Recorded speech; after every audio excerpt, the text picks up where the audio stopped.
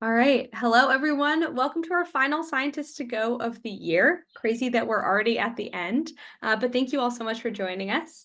Today, we're joined by Brandon Rodriguez. So just a little bit about him before I turn it over. After graduating from Vanderbilt University, Brandon worked as a chemist for 6 years until he started doing some teaching work and also some work at NASA Jet Propulsion Lab. Currently, he works as an education specialist providing programming to K-12 schools. So we'll get to hear a little bit more about that today, and along with his career path, which is really exciting. As always, if you have any questions throughout the program, just put them in the chat and we'll get to them at the end. But without further ado, here's Brandon. Awesome. Thanks so much. And really excited to get to talk to you guys. Sorry, the room looks a little bland here. I'm in my friend's office right now, and he could probably spice this place up a little bit. But it's actually really neat. I'm visiting a middle school friend of mine in Madison, Wisconsin. I live in LA, and he's an AI scientist, and it's just really cool to see, you know, effectively not just how friendships evolve over time, but also how careers evolve over time. And now all of a sudden, he's at the forefront of the next big thing. And I think that space is also like the next big thing. And I mean, just super, super exciting time for science. So I'm hoping today I can talk to you guys a little bit about the future of space exploration through some of the things that I've done. And I have a million slides. I have way too many slides. So I'll get through as many as I can in a small time, but really I'm much more interested in hearing what you guys want to talk about so we can geek out about science together, because there's just so much to be excited about. So let me begin by just kind of presenting a few things. And I'll share my slides here, make sure this looks good. This looks nice, everyone can see. Great. Oh yeah, we got the little animation on the Zoom, and that means very good news, I guess. What you guys can see here is actually the Curiosity rover. That's what's showing on this title slide. Curiosity was actually already on Mars when I started at JPL.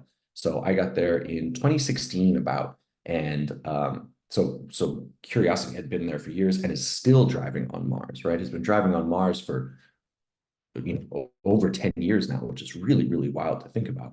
I think you guys, if you haven't seen these up close, the scale of these rovers is enormous. They're about the size of a Jeep. So I'll try to show you guys a little bit more about that. But I want to make sure for the classrooms and for the teachers here, I want to start by saying that as you heard, I actually get to work very closely with students and schools, and that's because for the last 8 years, I've also taught high school chemistry and physics, and I really enjoy that. So in the mornings, I teach part-time. I'll teach, some years I teach 2 sections, sometimes I teach 4 sections, and I do that before work, which is crazy because teaching is the hardest job in the world. But it's been a really great opportunity because I get to actually bring the science to the students and bring my students to the science, which is a lot of fun as well. So these are my first kids from when I started teaching in LA. I've also taught a couple college classes, and see here my students at from Pasadena City College, as well as my kids from the last few years of COVID, which is was obviously a really brutal time. But I was so fortunate to be able to like stay in classrooms, even though I was very nervous about safety. But I knew my students needed hands-on science, right? They really needed to get, as much of the experience of chemistry and physics as they could. But the last thing I'll say about that is it's been really neat because now I actually have my own mission. I'm the lead scientist on a project. And as a result, I get to pick my team. So who do you think I pick? I think it's pretty obvious I'm going to pick my students. So I have a lab at Caltech, and I get to do this really awesome ancient asteroid impact project where we're looking for biosignatures of, or effectively chemical signatures from an asteroid impact to see like how that would have affected the rise of biology, if you will. So maybe you guys have heard of a time period called the Cambrian explosion, the idea that all of a sudden life just really took off. Like what happened? And we believe that there was actually an impact of a very large climate changing asteroid that would have resulted in kind of that opening of that niche that allowed life to really take off the way it did. So we go out in the field and we look at rocks and we look at strata and we do chemical analyses. And it's been really neat because my team of 3 is just my kids, right? So a pretty cool internship to have, and a really, really neat project. So maybe what I can do is, actually, let's do this. I did want to say, the proper plug for my teachers in the room that, again, everything that we do at NASA Education, all the lessons that we write, all the activities, they're all online. Everything is free.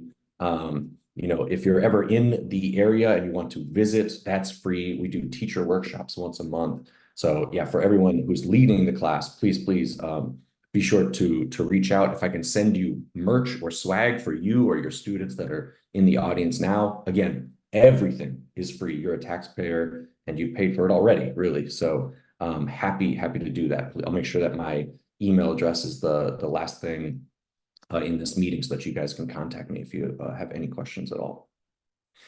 So maybe we can chat then about some cool science. So I mentioned the Curiosity rover in that first slide, and this one, which looks similar, is not quite the Curiosity rover. This is the most recent one. This is Perseverance, and this is the one that I got to support. So remember that Curiosity had already been on Mars when I arrived, and it was time to upgrade. I don't have my phone on me right now, but I have an iPhone 6. I don't know how it survives, but I do. And it's time to upgrade, right? Now, looking at this rover, looking at Perseverance, you might say, oh, it looks like the last one. True. Just like your brand new iPhone looks like my old crummy iPhone, right? But right, it's time to get a better one.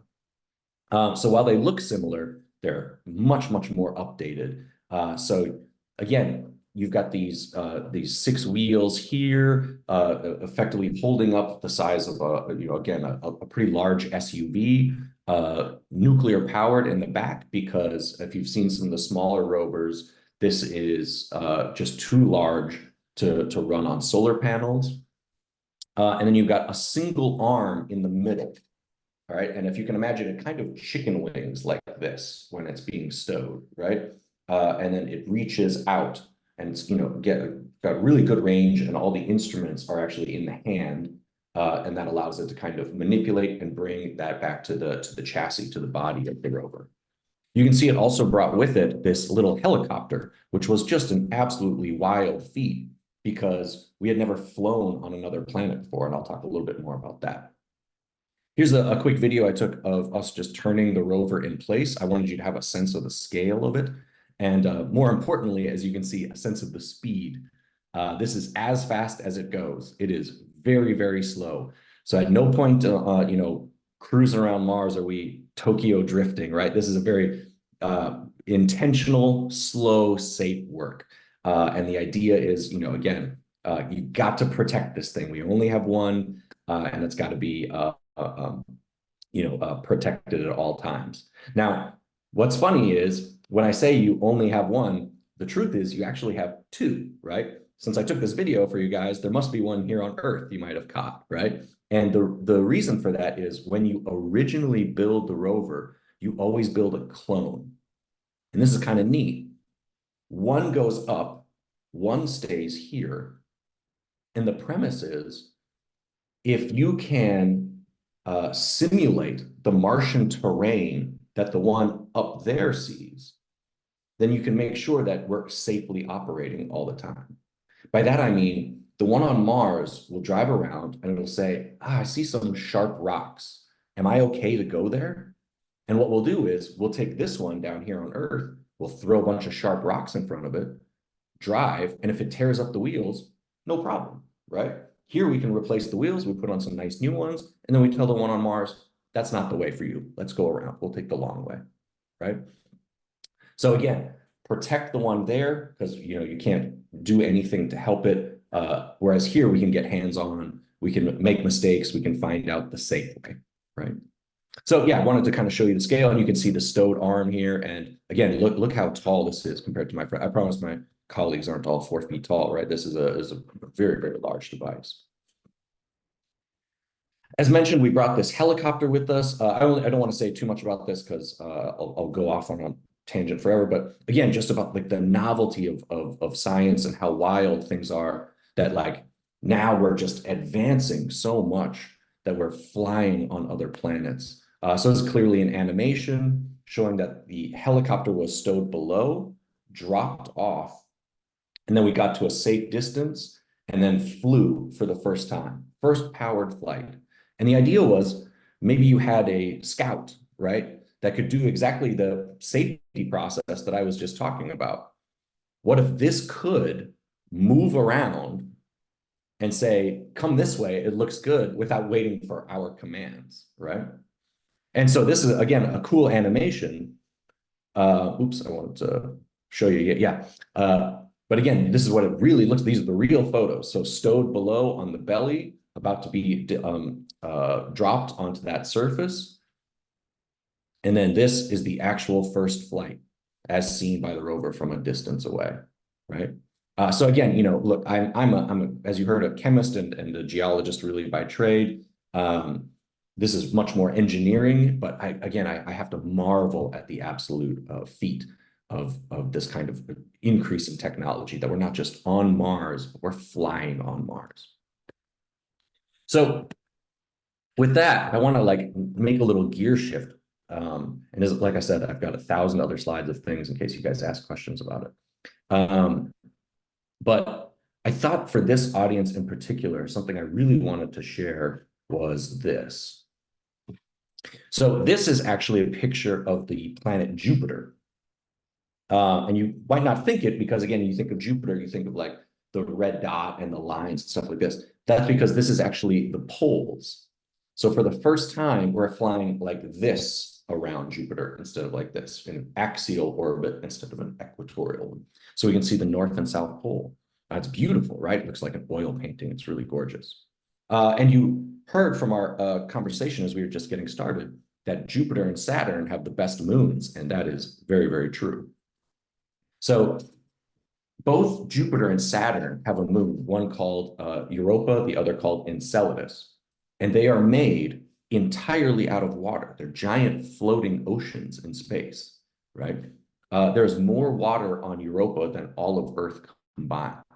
So this is an amazing thing to think about, because as much as Mars is exciting and it gets a lot of attention, I'm not too jazzed about Mars anymore. Like, Mars is a dead planet for sure. Did it have life on it? Maybe, we don't know. It definitely had water. It definitely had, oceans and rivers and stuff like this. But Mars died, right?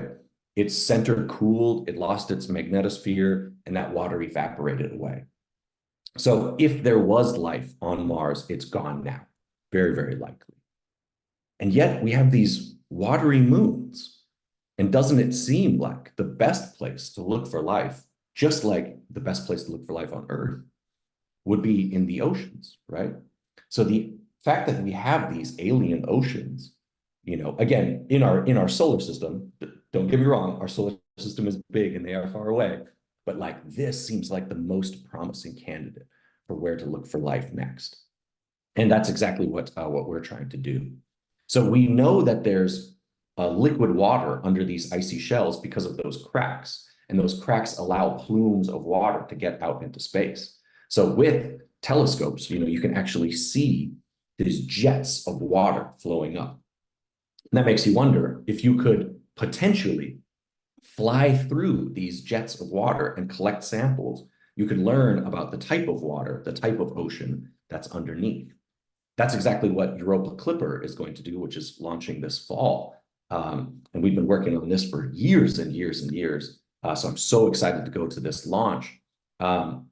This will start by mapping the thickness of the ice over the entire moon. And then as we get closer towards the end, maybe be able to fly through some of those plumes and learn more about the water. But just imagine, like, what if inside those plumes, there's not just salt or minerals, but algae or bacteria or something like this, right? Like, I mean, this would be the most mind-shattering discovery of mankind. We're not alone in the universe. It's just such a cool thing. We could prove that again just down the street in our own local neighborhood.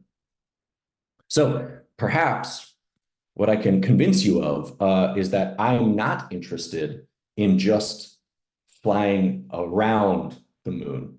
What I'm really interested in is getting in the moon, right? I've got to get under that ice, right? One of the ways that you can do this is, and I'll actually probably just pause this, but what if you could build a buoyant robot? So what if you could insert something and it would drive upside down on the icy shell, right? This way you could have something kind of small and cool. It wouldn't let you go to depths, but you could just kind of drive around and float. Oh, that seems like a pretty cool idea, right? But what I've been doing for the last few years and what I actually leave for this Friday, so our timing is very, very good, is that I go out to sea on a boat called the Nautilus, the EV Nautilus. And this is the ship that is run by Bob Ballard, who is the man who found the Titanic. And he has what he uses, which is kind of like the state of the art now, ROVs, remotely operated vehicles. This is an example of an automated surface vehicle called Drix. And this allows us to map the ocean underneath. But then what we do is drop these guys into the water. So, you know, one cool scientist shown for scale here. So this effectively, you know, robotic submersible goes off the back of this A-frame into the ocean, and we sail for a month. I'll be out at sea in the Pacific for 3.5 weeks. And we're testing to see what types of robotics could handle that pressure, could handle that darkness, right? Could handle those conditions. So you have to imagine, again, no time soon, but in your time, right? By the time you guys are you know, taking my notes and running these experiments, what if we're not just flying around Europa or Enceladus? What if we're now ready to get underneath? How we're going to do that, I'm not sure, but we're getting close, right? We're getting to that period of technology that's, man, we got to start look, if we really want to find life, we got to do it in the water.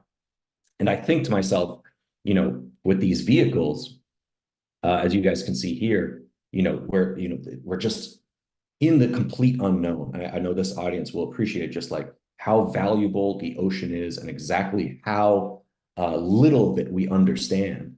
And it's just such a perfect analog for an alien ocean as well, right? Because it's alien here still too, right?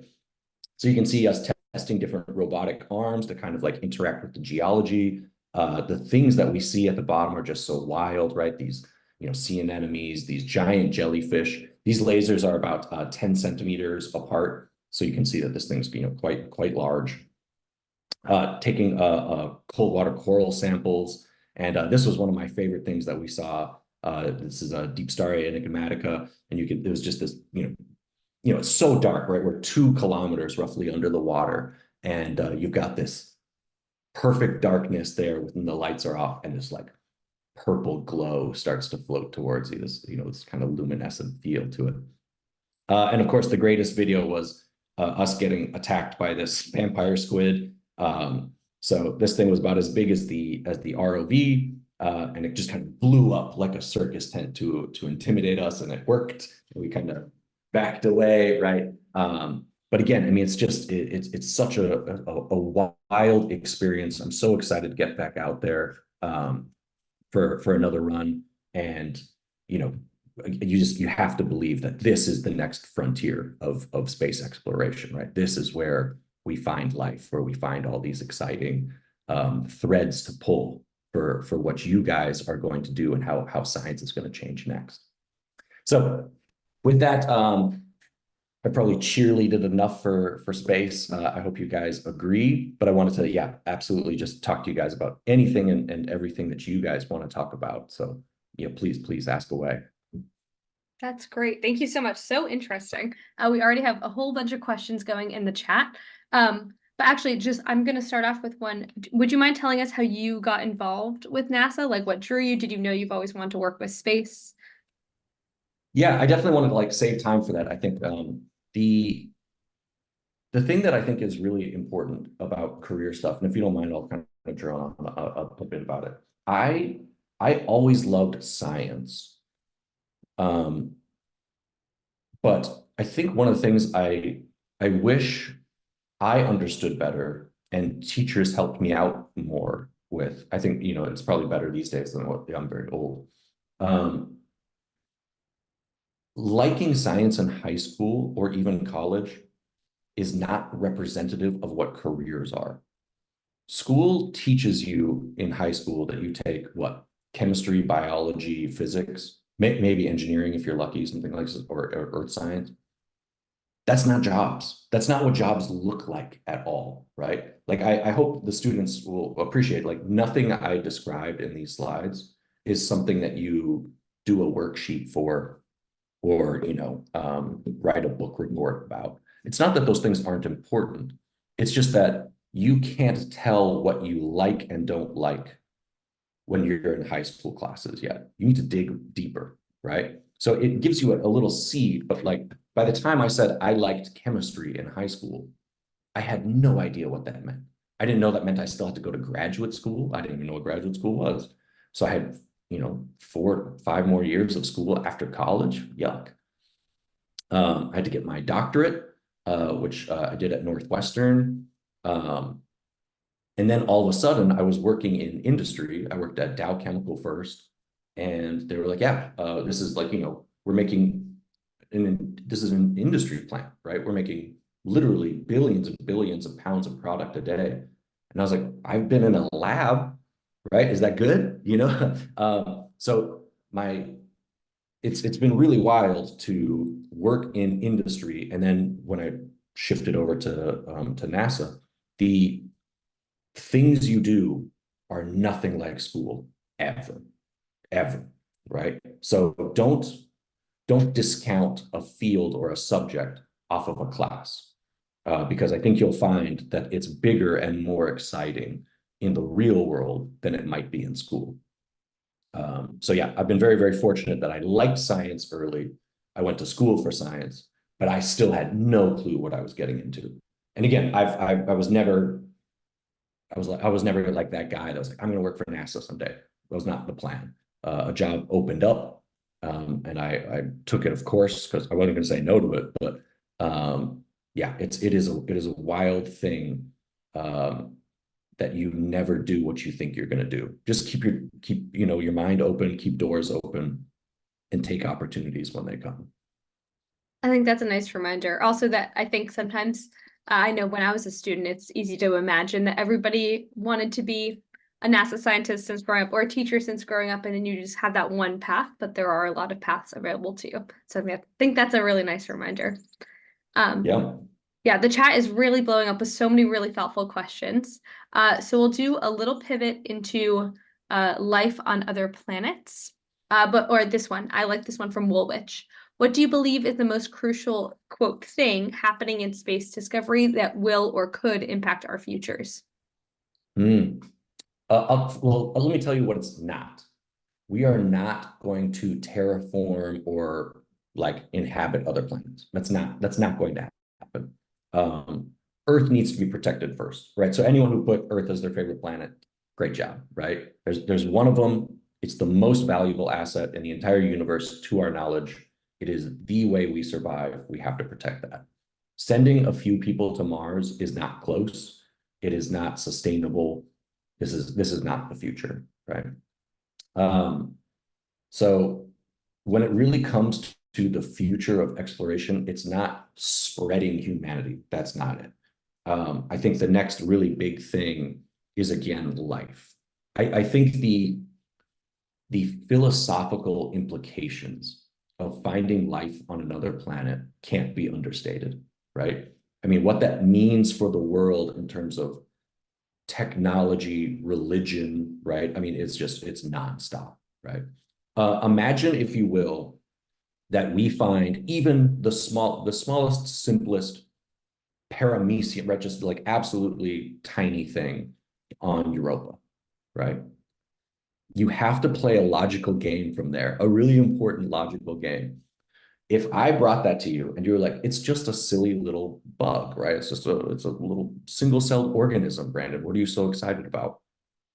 I would tell you there are hundreds of trillions of stars in the sky, hundreds of trillions, numbers that we can't even wrap our heads around.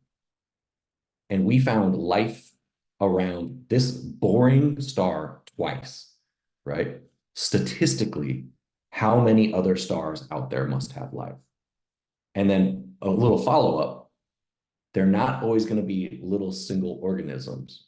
When we look at that and say, oh, what a small, insignificant organism, something out there might be thinking that about us, right? So like once we prove that you can go this way, you effectively prove that you can go this way too, right?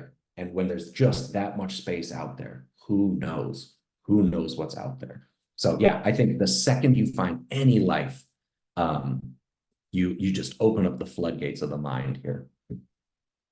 So interesting. That kind of almost puts a pit in my stomach thinking what's so Yeah. exciting to think about all the other types of life that there could be. We have a lot of really good questions again. One is, what would you do if you found evidence of life? Like, what are the action steps? What do you think NASA is hoping to do with that Yeah. information? Yeah, that's a great question because like obviously I would cheer and then similar to you I would be like uh-oh I need to think about this, I need to process. But I think an important note is we have to be good scientists first and foremost, right? So whatever evidence we find will be heavily scrutinized. This is one of the things that makes using robots so difficult, honestly, is because they can only do the things with their limited tools that you sent them, right? So finding signs of life is a tough one because that could be like bubbles from breathing underwater, right? Like, and then you're like, but yeah, but those bubbles could have come from anything, like again, the skeptic can kind of drive that conversation. So you really want to find life instead of signs of life. Then, and that's kind of what I mentioned, that the Mars problem is anything we find there is likely dead. So you'd be looking at, if you found footsteps, right? Or, like, what I'm saying? Like a fossilized footprint tells us dinosaurs were around, but you don't have dinosaurs, right? Um, so yeah, I think the first thing we would do is really almost try to defeat ourselves. You really want to be able to anticipate everything that could be another explanation and rule those out, so that when you do say there's no other explanation, this is life, that you're absolutely certain. I think and that's a tough scientist battle. So interesting. Yeah, I think we got some questions about certain types of evidence, like feces. If you were to find that in the water, Yeah, that would be evidence of life. what Interesting. a dream it would be to find alien poop. That'd be like the best day of my life, right? Absolutely. Living the dream. We got it. You mentioned about Mars drying up. So we got a question of if Earth could dry up similar to Mars. Yeah, not if, when, right? And I hate to be grim about it, but it's actually it's an amazing case study. Mars actually tells us a lot about what will happen to Earth unless something worse happens first, right? Because Mars is so much smaller than Earth, it cooled faster, and because it lost that heat, we effectively got to understand the death of a planet, right? The cold death of a planet. Mars, just like Earth, because it had that a magnetic core that allows for our magnetosphere and which is why we have auroras, and I'm sure many of you guys know. Maybe you guys got to see the really awesome ones during the solar maximum. So Mars at a time had auroras, right? Jupiter and Saturn have them now. Actually, it's kind of wild. So those auroras are effectively our shield, right? Like you're watching, our magnetosphere protect us from solar radiation that's coming in. And the second the magnetosphere wasn't there, bad things starts happening, right? So solar wind just kind of blows all that stuff off. That radiation just reaches all the way to the surface. And that's exactly what will happen to Earth. You've got quite a bit of time though, right? The astronomical cosmological scale operates on a little different one than ours. So I actually don't know but I'm sure you guys could investigate what happens first. Does our Earth cool or does our sun explode? Right. So one of those two things happens in billions and billions of years from now. So interesting and freaky to think about, but fascinating, the death of a planet. All right, we have lots of interesting questions about Europa and the water on it. So I guess a two-part question. Is the water similar to the water on Earth? Is it made of the same stuff? And if so, is it safe to drink? And what's that ice like? Is it formed similarly? So kind of three parts, I guess. Yeah.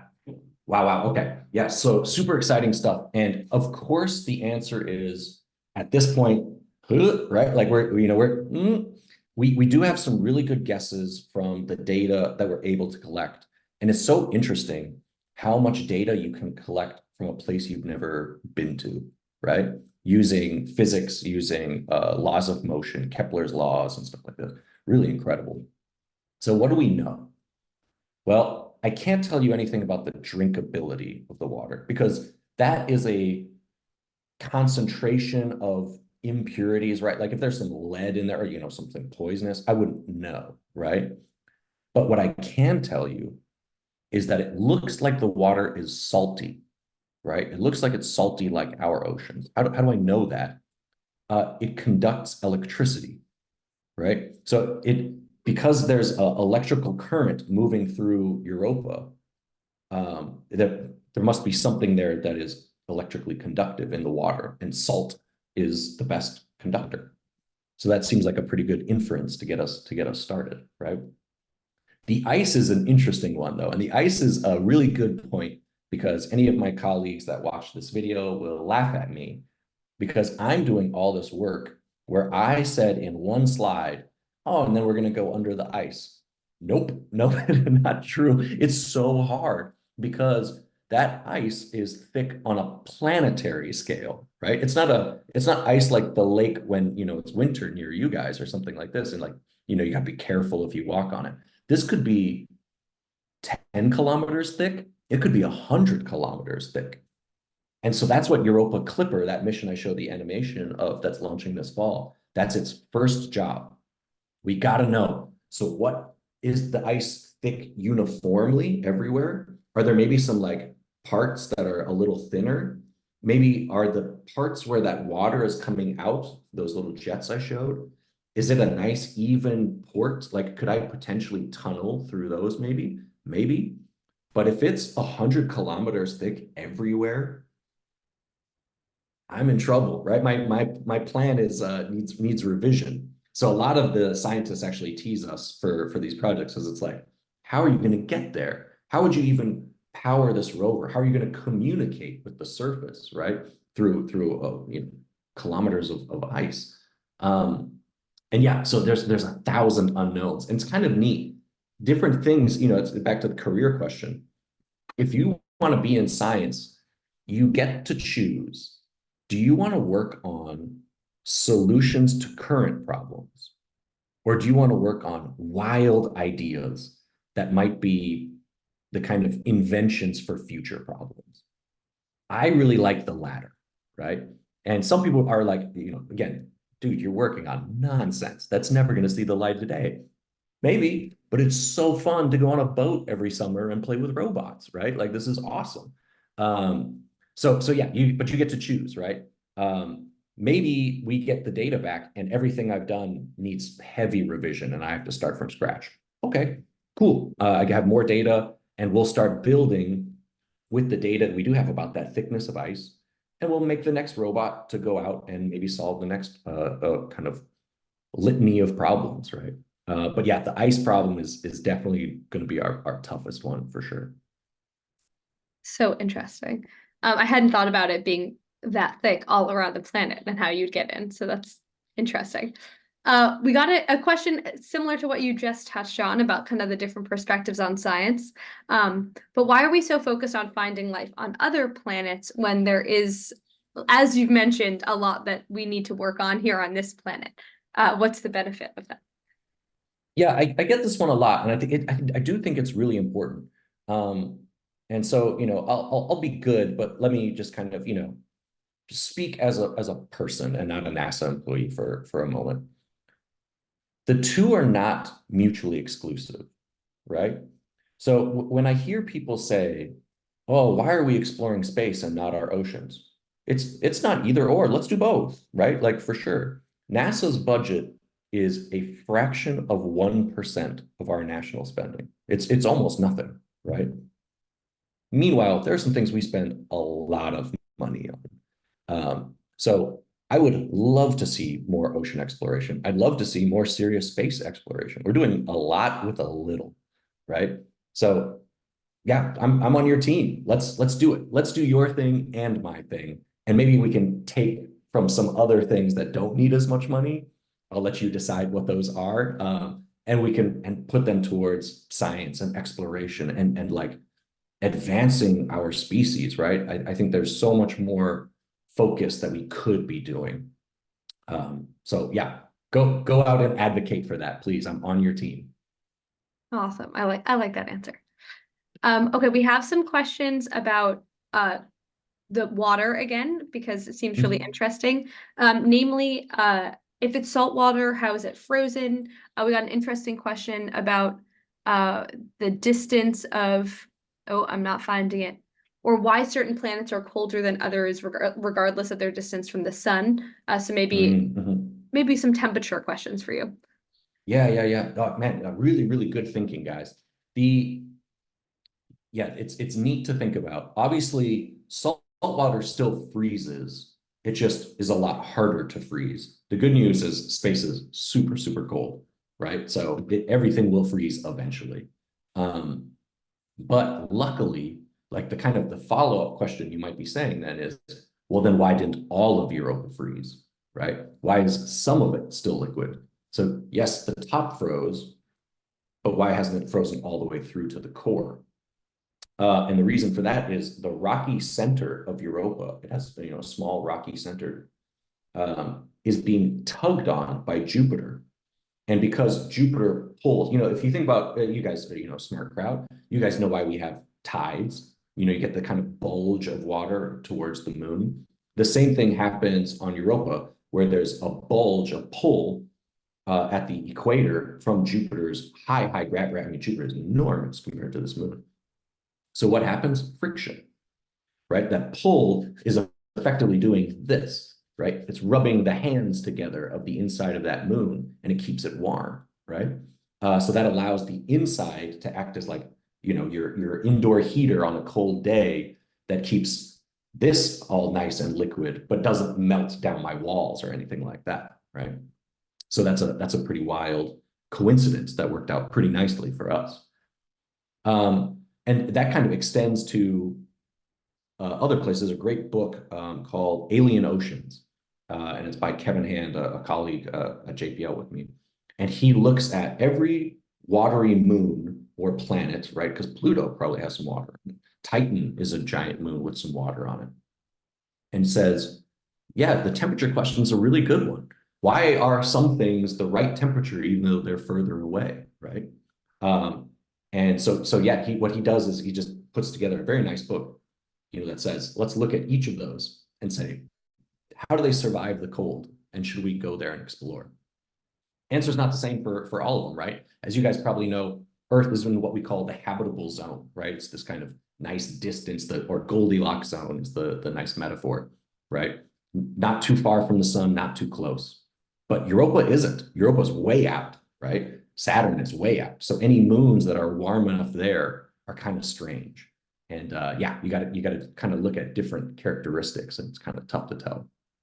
Interesting. That actually brings us to a different question, which is, could life have evolved for different needs, like maybe not needing water or also evolving in different temperatures if it's a different distance?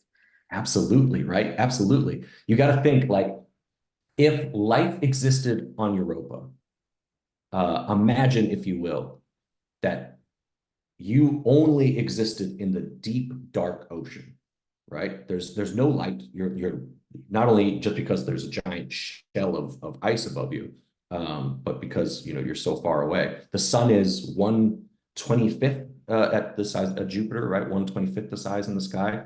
So I mean, it's a star like any other, really. So it's dark and cold. Why would you have eyes, right? What would color look like? Why would that be evolved, in terms of attracting mates or evolution? Why would that be good? So yeah, you have to imagine that, that kind of Darwinian evolution thing must have just been like, we're starting from scratch, right? No analog at all to Earth, right? The reason that the ship I'm on goes to the places it does, namely like black smokers and hydrothermal vents, is exactly because on Europa, maybe that's where life hangs out. Maybe that's the energy source, right? It feels like a good candidate since there's no sunlight. We don't have photosynthetic life. Maybe we have chemosynthetic life like we see here on our ocean at those vents. So it's a good place to start, good place to look and try to understand. That makes a lot of sense. That's something I've been curious about too for a while. All right, we'll end with the last question, which is what is your favorite part of your job? Oof. Yeah, I think it's important to I want all of the students to know the best part of my job truly is how to say, like, opportunity and experience, really. Um, I'm so fortunate to be able to do these just crazy things at the forefront of science. I just think jobs in science let you see things and do things you didn't expect to do. I've traveled the world. I worked in China for a year, Brazil, Australia with my old company, and that's a wild experience. At NASA, I've flown on Sophia. I sailed under the ocean. I've been to the telescopes in Santiago, up in Chile, at 16,000 feet, where you can just see the stars in the sky. There's no air pollution or no light. Yeah, you're above the atmosphere. You have to wear an oxygen tank. These types of like things that you can do in science are just unparalleled, right? And I get to do so many different things, right? It's not that some days, yeah, of course, I sit at my laptop and do Excel spreadsheets, right? It's not every day is Instagram day. Let's be honest, right? But I think the coolest part of the job is just that the highs are so high, right? You really just get to see the craziest, coolest things. So that's what I'm most grateful for. So cool. Thank you so much for joining us. I really learned a lot, and I hope everyone else did too. What a fantastic end for our program for the year. So thank you all.